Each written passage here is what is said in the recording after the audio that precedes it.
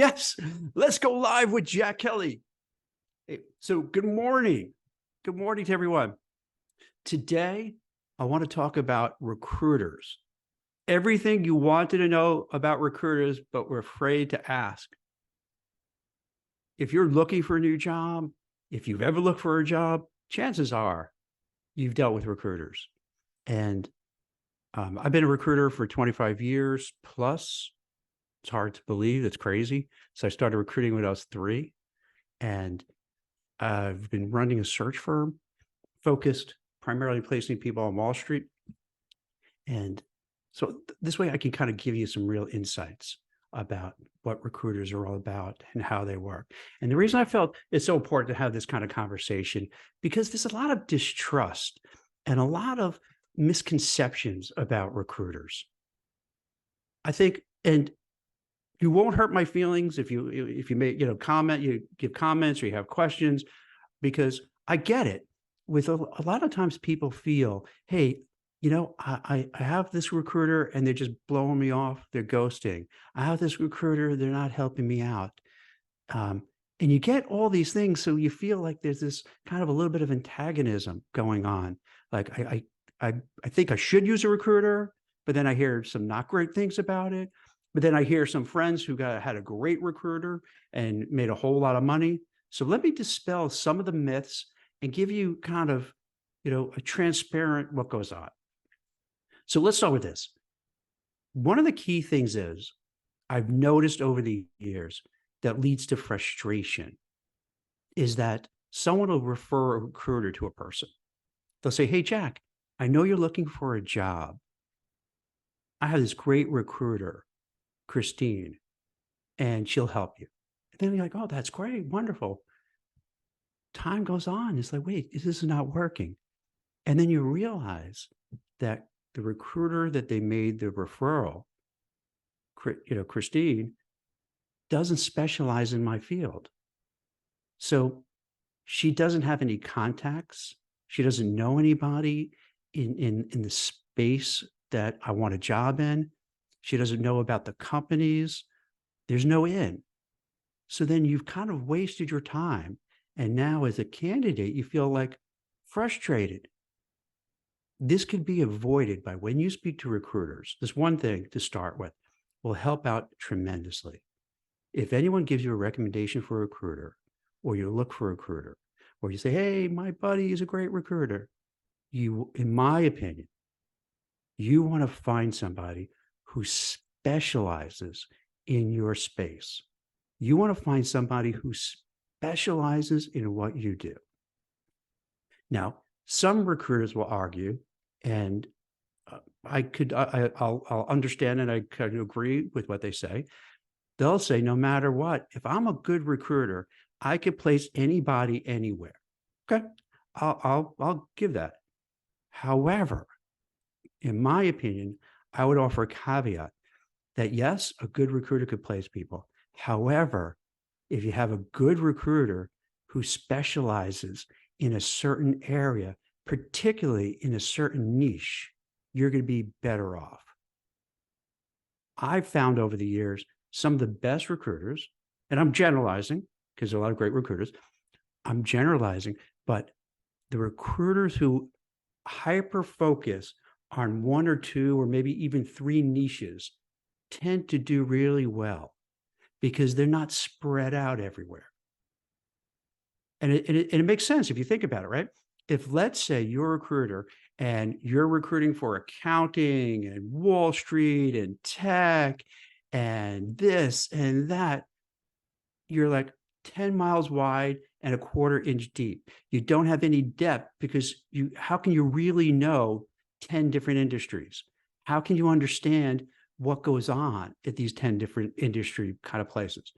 But if you only hone in on 1, 2, maybe even 3 areas, you could be an expert. And that's one of the values of having a recruiter. So you want to find this recruiter who specializes in your area. Here's what happens. They could have even placed,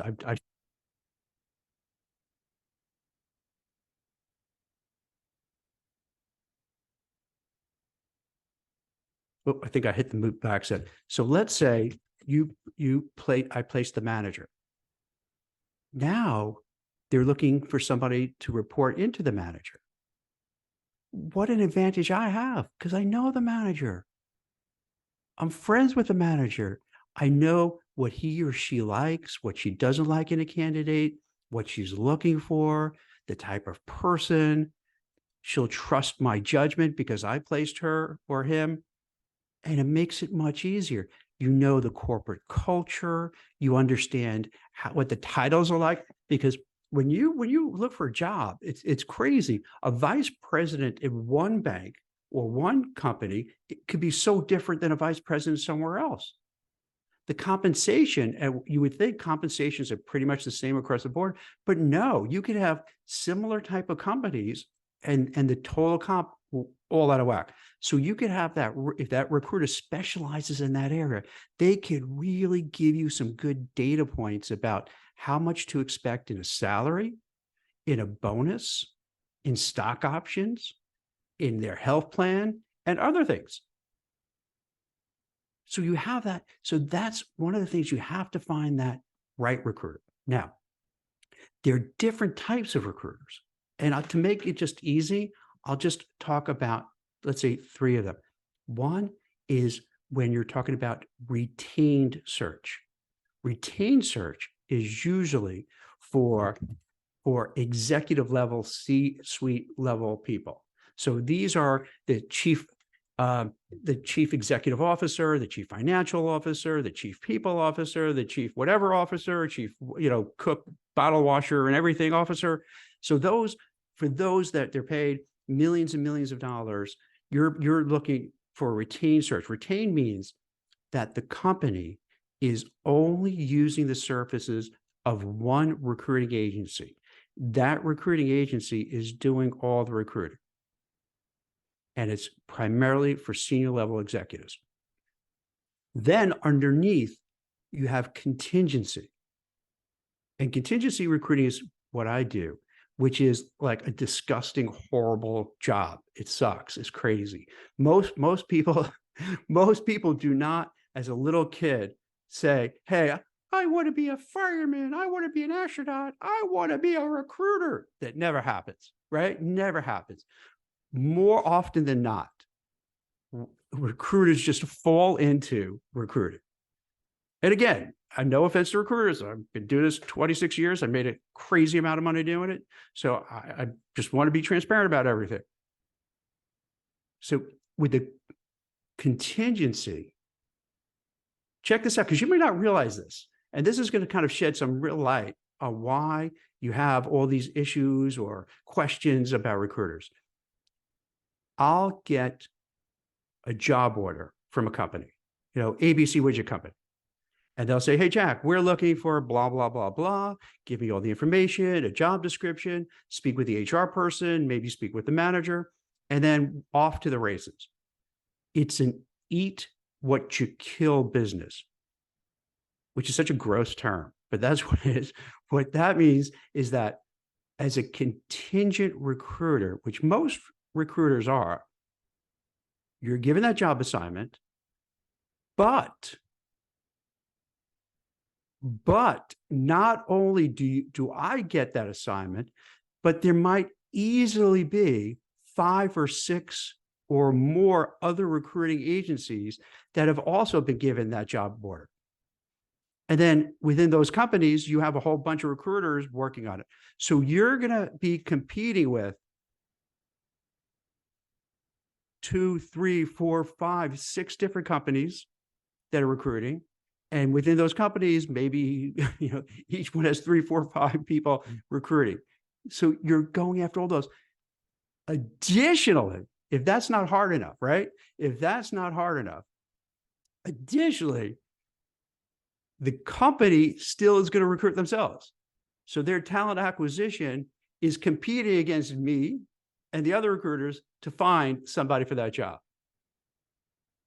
And let me give you some more. And they're going to also post the jobs on LinkedIn and other job boards. So think how crazy that is. So think how crazy it is. So you get this job to recruit for. and you're excited and it sounds awesome, but you have intense competition from the company itself. Because you would think, because the company itself, job seekers go, I'm going to go right to the company. What do I need Jack for? And you have all these other competitors. So there's this, it's like you're all fighting for that same bone, like a bunch of junkyard dogs, all fighting for that same bone, for that same bone. And whoever gets it wins, because the way contingency works is that you only get paid if you bring in the winning candidate, and that candidate becomes an employee and stays there for usually a specified period of time. It could be three months, 6 months, or so. And that's the only way you get paid.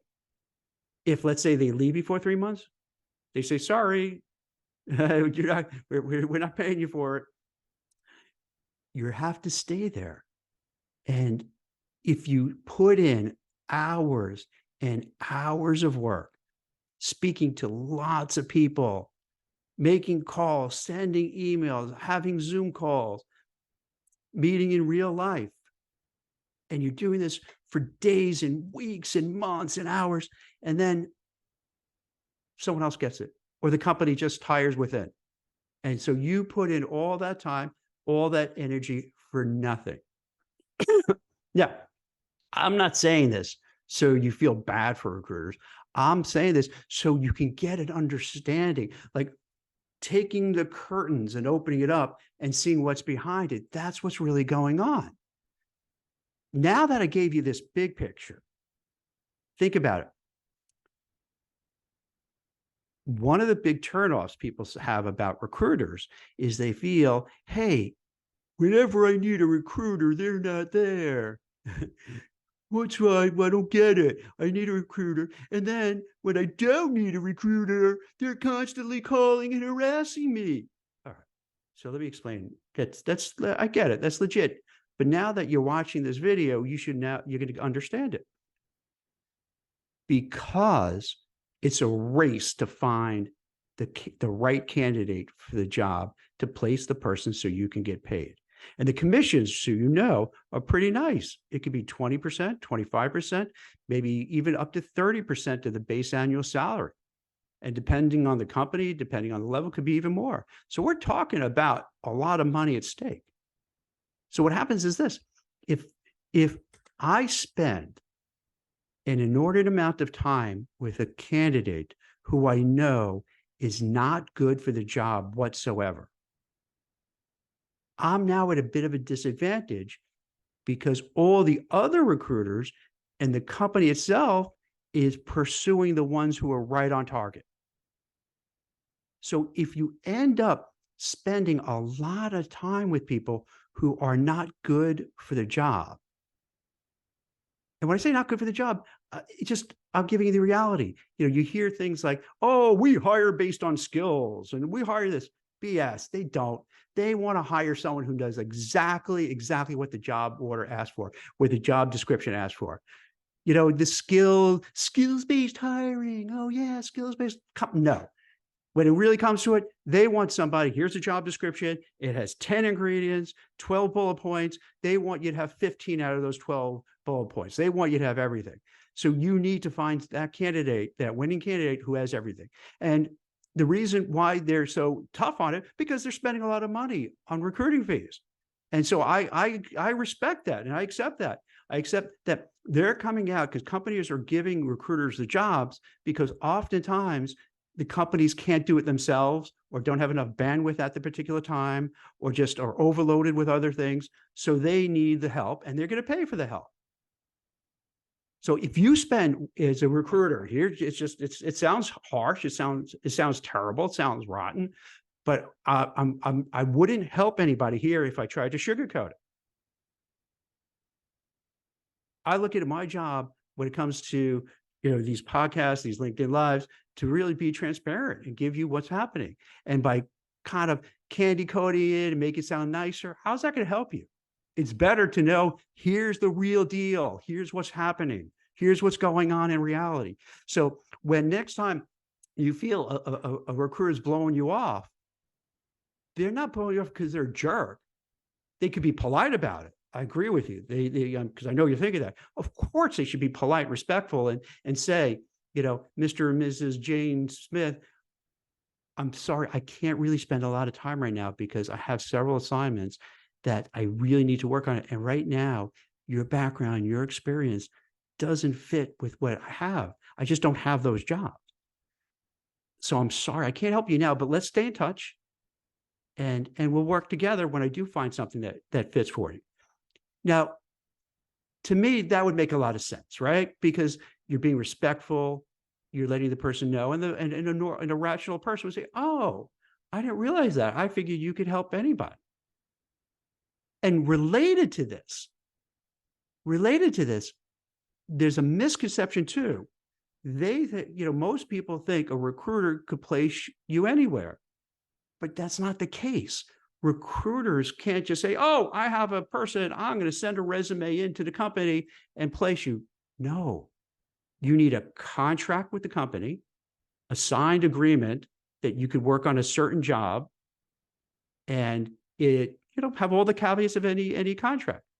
So even if you want to help that other person, sometimes you could put a gun to my head and say, "Hey, Jack, I need a job. You got to do it for me." If I don't know the companies, I don't have relationships with the companies, I don't have contracts with the companies, I don't understand those business models, or that business model that, you want me to help you with, I don't have that ability. I can't do it.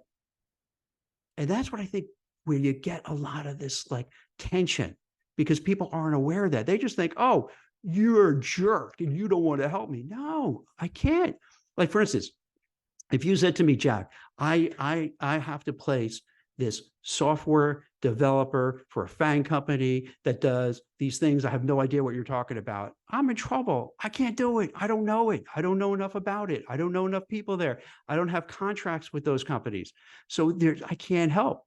Now, I think one of the things that becomes problematic is that the recruiters don't do enough to say to to these people what's really going on, and say, "I would love to help, but I just can't help because I don't know how to help for you right here, right now."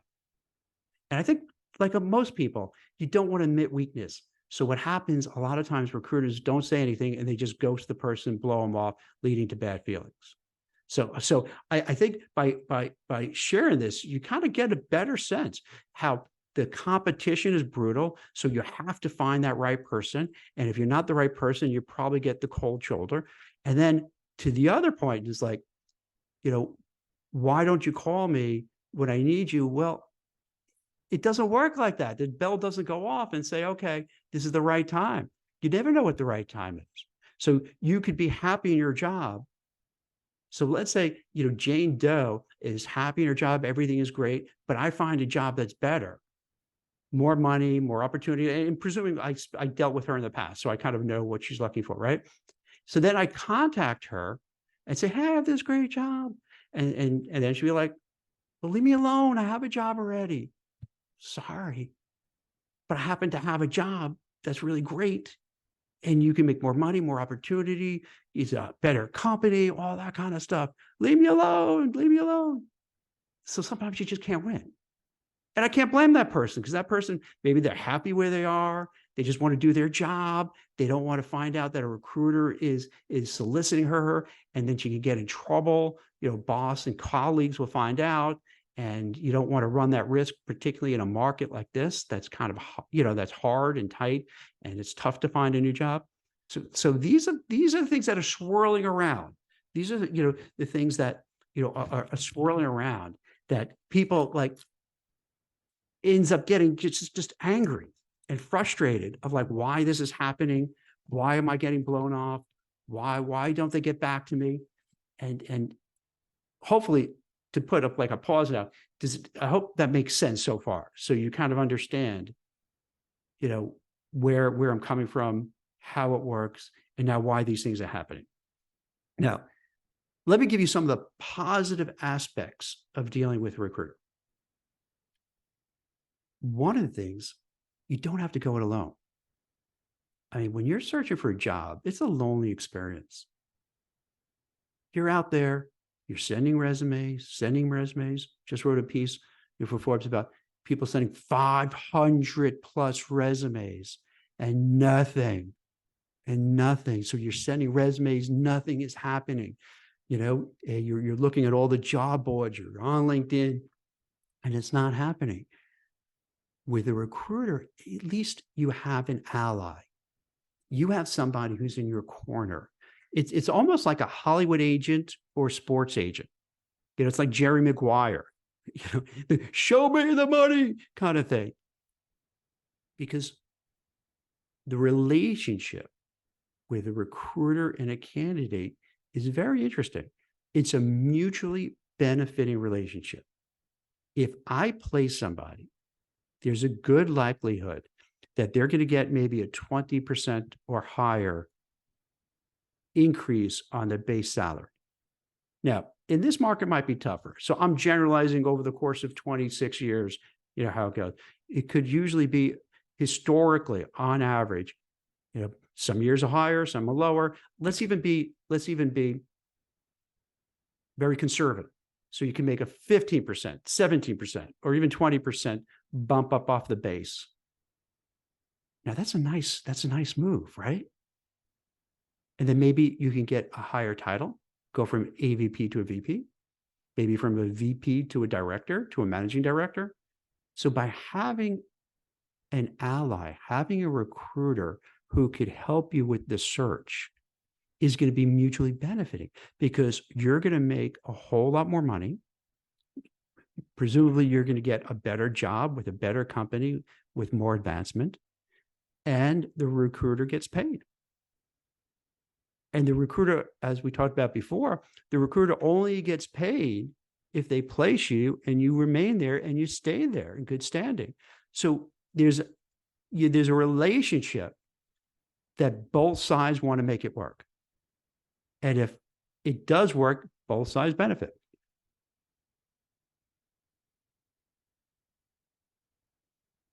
Now, sometimes people say, I don't want to use a recruiter because that's going to come into my salary and that's not good. Well, maybe not. To be fair, I really don't see that from companies. The only time I'll see that maybe from companies when it's a really bad, economic situation, things are terrible, and they don't want to spend any money, and they're counting every penny.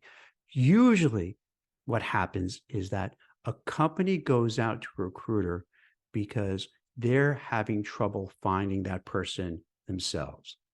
Now, does it mean that the talent acquisition and internal recruiters at the company are bad? No, it just may happen at this point in time for a specific type of role. They might not have the bandwidth, the knowledge, the contacts to get that job filled.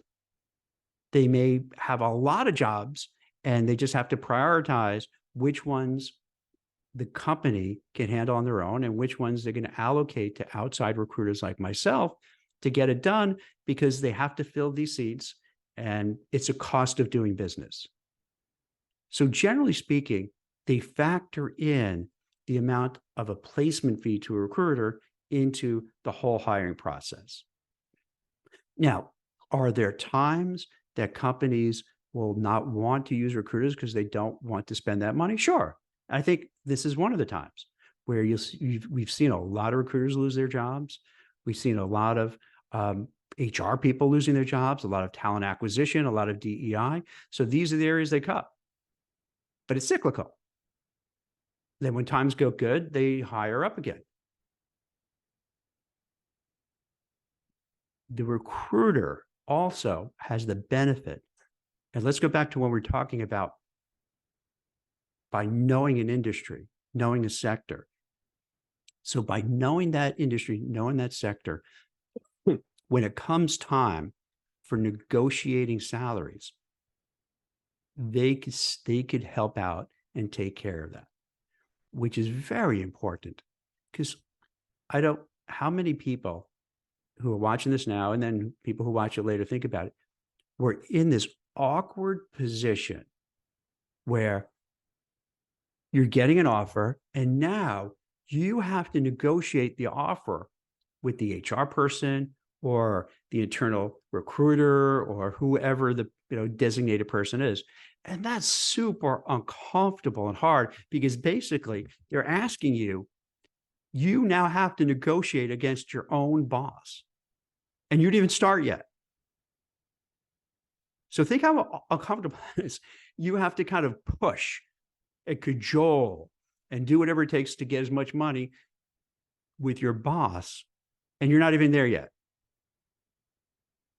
So sometimes what happens, you don't want to push too hard. You don't want to negotiate too hard because you don't want to think you're a jerk.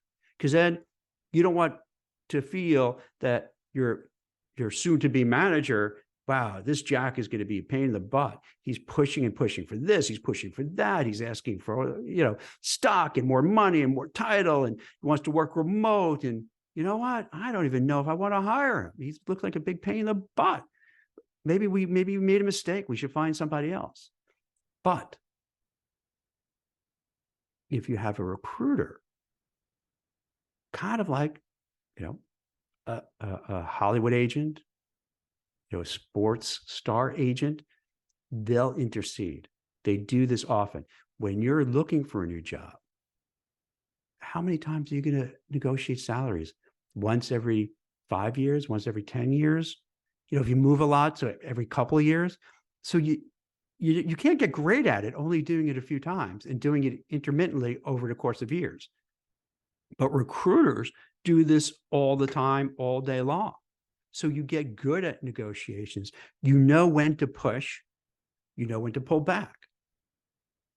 Because you specialize in a certain area, you have the insights of how much they usually pay, what's the base salary for a certain, what are the corporate titles, what's the career path, what kind of benefits do they have, what kind of stock options, if anything, any stock equity. They understand about the corporate culture, their values. So you're able to get a good feel of everything. And then when it comes to negotiations too, when maybe we could, maybe we can't get all the money you want here, but there's room for a higher bonus, or maybe you can negotiate for stock, or maybe you negotiate for a remote or a hybrid option. So the recruiters could kind of be this middle person that smooths it all out, and you don't have that awkwardness of kind of fighting against the person you're going to be working for. So you could take yourself out of it and let the recruiter take care of all that. Does that make sense so far? Is that good? Are you all with me? Chris, how's that going so far? Okay. I have a question. Yes. As a job seeker, how can you tell the difference between a good recruiter and a bad recruiter? That's a good question. Let's just start from the top. If you want to find a recruiter, I would suggest a couple of things. Go to people who who recently received a really cool job within your space. And then you could go to that person and say, hey, Christine, you got this awesome job, making so much more money. You seem so much happier. Who did you use? Who's your recruiter? And let's say, for the sake of conversation, the recruiter that hired you, and I'm in the same space, then, say, hey, can you hook me up? Then, I'll say, okay, hey, Jack, here's my recruiter. Here's their information. Talk with him or her. And then you have a conversation and you see if you gel and you feel comfortable with. Recruiters are like any human being. Some are nice, some aren't nice, some are great at hand holding, some aren't, some are empathetic, some are not. So you want to get a vibe check. Do you feel comfortable? Do you feel this person is right for you? Are they too pushy? Are they not pushy enough? So you want to feel them out. Then you want to ask around and see if anybody else has ever heard of this recruiter or know about the recruiter.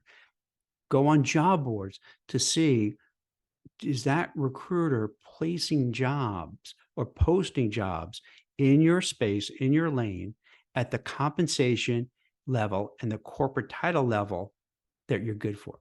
because the recruiter may be good, but if they don't really, like we talked about before, specialize in it, or they don't really know this industry as well, that's not going to help. So you want to look to see on LinkedIn, do they post, and the type of roles they post, on other job sites, how they post. You want to speak to, the people who used a recruiter, and ask around. And I think the most thing is you want to schedule a Zoom call. I would say in person, but I think those days are over. So have like a Zoom call just to feel that person out. Plus, you don't have to have just one recruiter. It's okay to have a couple. You don't want to have too much because they could be overlapping and it could get awkward and uncomfortable. But maybe you can have 2 or 3 recruiters looking out for you. And you don't need a recruiter when like you're in between jobs. It's helpful to have a relationship and continue a relationship with people on an ongoing basis. So when you do need this person, you already know them, they have a relationship, they know what you want, they know what you don't want. So then they could help you right away. So you want to keep that kind of dialogue open. You want to keep that communication open. And then it goes back to Christine, just how do you feel? Do you feel that this person is going to really advocate for you? It's like finding a good real estate agent or a good lawyer or a good stockbroker. You really just want to ask the tough questions. You want to see how they react. You want to get a sense of how they are as a human being. And then you kind of judge and say, hey, I think this person could really do well for me. Perfect. Another way, and by the way, referrals are also like a great way, because just like people are sending resumes in for jobs like ridiculously, everyone's shooting their shot. They're sending over resumes that are completely not right for the jobs, but they're just hoping and praying. And I can't blame them because they want a job. They've been looking for a month, 2 months, 3 months, 4 months, 6 months, 7 months, and not getting anything. So they're just flipping their resumes everywhere. And similarly with recruiters, they'll be constantly hit up about, hey, can you help me? Can you help me? Can you help me? And as we talked about, a lot of them can't because they don't specialize in your area. So what you want, one of the things to have is a referral. So if someone, let's say Christine is, got a great job through a certain recruiter, and then she'll say, hey, Jack is looking. Would you mind, can he talk to you? And recruiters love referrals because they know that that person did their homework, that person is good, that person was successful. And so it's most likely I'm not going to be spinning my wheels on somebody who I just can't place at all. So that's a really good way to judge. The other thing is you hear these things about the hidden job market, like so spooky and suspicious, and it's hidden, no one knows about it. What really is what the hidden job market? There are a lot of times where companies don't want to broadcast that they're hiring. Why, you may ask? Well, I'll tell you. Sometimes there's a person in a certain role. Let's say you have some manager, and the manager sucks. He's terrible. No empathy, no compassion, no psychological safety for the team, kind of a narcissist, a micromanager, and it's just awful. A couple people who have already left in the company in that division because this manager is just dreadful. Then a time comes where management and HR and all the other players get together and say, this is not acceptable. We can't do this. We got to manage this person out. Somehow we have to get that person out of here.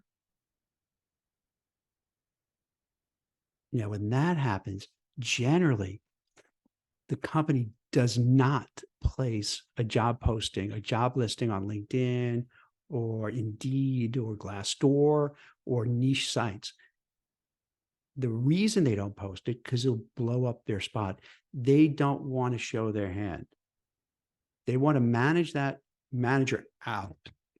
maybe through a performance improvement plan or something like that, or they just want to take their time and document everything because we're in such a litigious society that if you just fire somebody, you run the risk of being sued.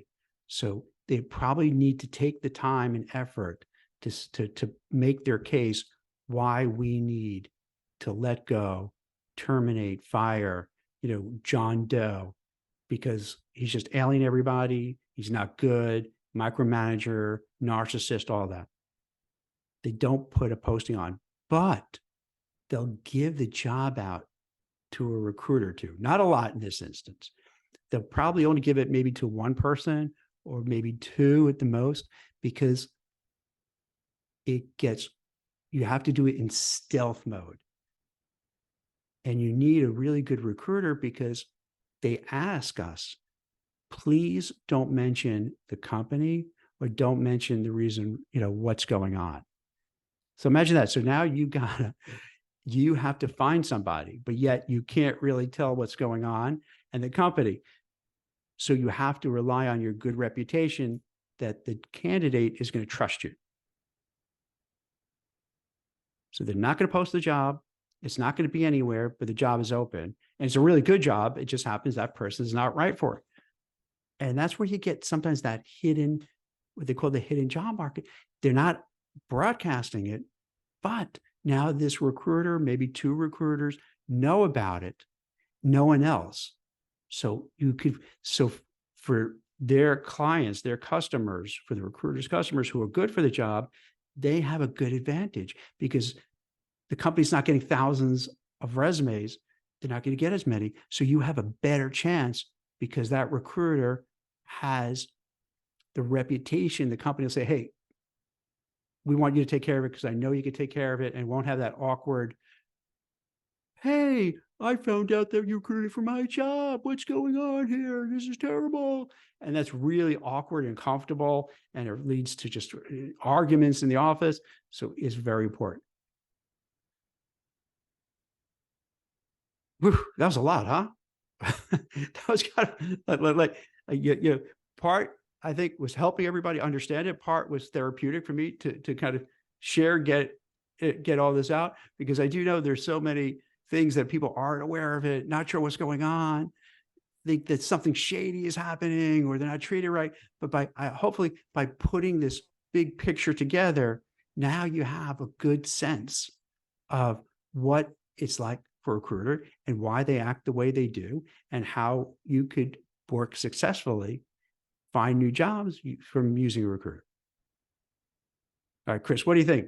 Is that good? Did we cover? Did I miss anything? I have another thing that I would actually like you to address. I think it's important to talk about, because I don't think a lot of candidates know this. If they apply to a job and then they turn to you to submit them for the same job, your hands are tied.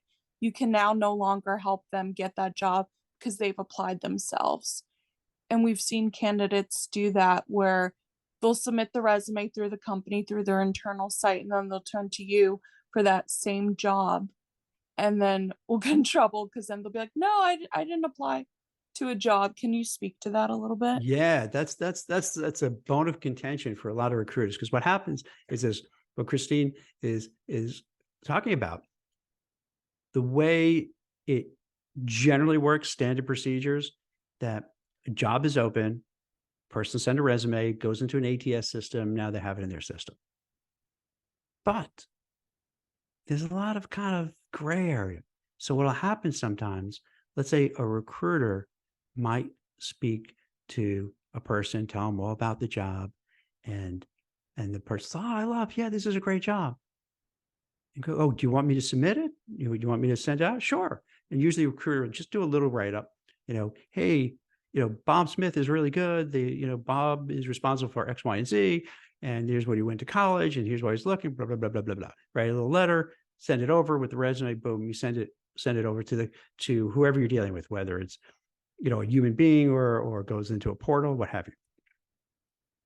Then what happens sometimes is the candidate front runs you and sends the resume first. So then when you send the resume. Secondly, the company go, oh, Jack, we already have it. And like, wait, what do you mean you already have it? I just spoke to that person for an hour. We had a meeting and, oh, but they sent it themselves. Like, wait, no, so you have this kind of weird stuff that happens. Or what happens sometimes, a candidate will tell other recruiters, oh yeah, I want this job. They'll send in the resume. Then you tell another recruiter, they send in the resume, and you tell another recruiter, they send the resume because they really want that job, but they don't care. So now you sent a resume, and then 3 other recruiters sent their resume, and the company's like, what the heck is going on here? And it makes them uncomfortable because now all the recruiters and everyone's going to fight who gets credit for it. And it's one of those little quirky things that ends up lots of times having challenges because, we're talking, like I mentioned before, big money. The fees are high. So if, recruiter says, hey, I deserve to get paid for it. And the other recruiter says, I deserve to be paid for it. And you get all this conflict going on. So I would suggest for people, when you send a resume, make sure that you don't have 10 other people sending the resume to the same place. Because it's just lots of times it's just awkward and blows up and it doesn't look good. Similarly, I don't suggest when you send resumes in to splatter your resume to 10 different jobs on the company website. Because what ends up happening is this: if you send it to 5, 10 different, different job postings, they're going to think, like, does this person really want to work here for a specific job, or are they just anything? It kind of dilutes your value. If you're just spamming, spraying and praying, shooting your shot, whatever you want to call it, you want to make sure that you send it to the job you want and you're excited about. Now, maybe you can send it to 2 jobs or 3 if they all fit, sure. But once you go 5, 10, it's just a bad look. Did I answer it, Chris, or did I kind of go astray a little bit? Nope, that's perfect. Thank you. I think that's important for people to know because I think people think that it doubles down and they're like, oh, if I submitted my resume and a recruiter vouches for me, it'll liken my chances, but it won't, and then it'll blow up in your face. Yeah. I have one last piece to add, and this is looking out into the future. I've been doing a lot of homework on AI recruiting startups, and it does look like that's going to be the future. There's a lot of these companies, ranging from LinkedIn to scrappy startups, that are using AI to match candidates, with the jobs. So I think for recruiters, the game is going to change a lot. For recruiters, I think what will end up happening, and this is just conjecture, you'll end up having some that are prompters that are really good at prompting. Hey, I'm looking for this type of role. I need this type of person, this type of location for this comp. We're really good at that. And then you'll have the recruiter who has like great skills, social skills, communication skills, and could hold the hand of the person throughout the whole process.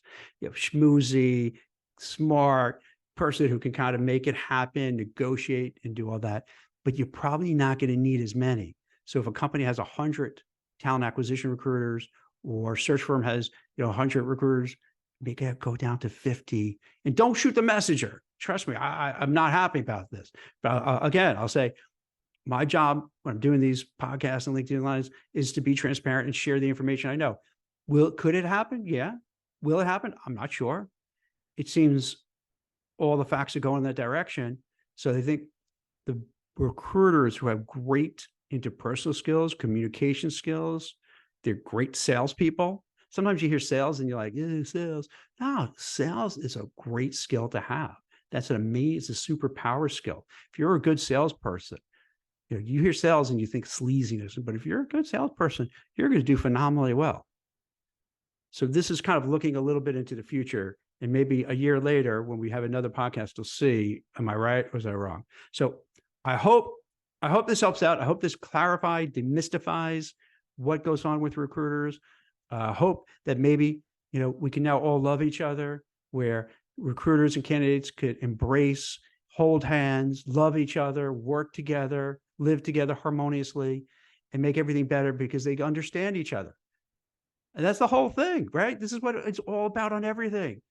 You know, when we don't take time to understand each other's position, that's when we get angry with each other, you get resentful, and you get wars. So we just got to talk to each other and communicate and share what each side is thinking about. And if they think they're not being taken seriously or they're taking advantage of, you need to talk and explain, oh no, this is why it is. Or to this side, whereas, so similarly, not to get on a weird tangent, by kind of talking about it, I think it helps and it'll make it better for everybody, especially during a tough time and everyone's on edge, everyone's anxious, everyone's stressed, everyone has like a hair trigger because it's just so, everything is so crazy. So hopefully this little part of the market, this part of the industry, hopefully I've clarified some stuff, made life better and improved it. And you walk away learning a whole lot. As always, if you have any questions, hit me up in the feed from what Christine posted, the listing for the show today. If you want to contact me directly, hit me up, call me, email me, send a message on the platform here. And I really appreciate you taking the time out this morning to watch and listen. Hopefully it was helpful. Any new topics you want to go over, hit me up, let me know. Thank you very much. I appreciate your time. Have a great day. Bye-bye.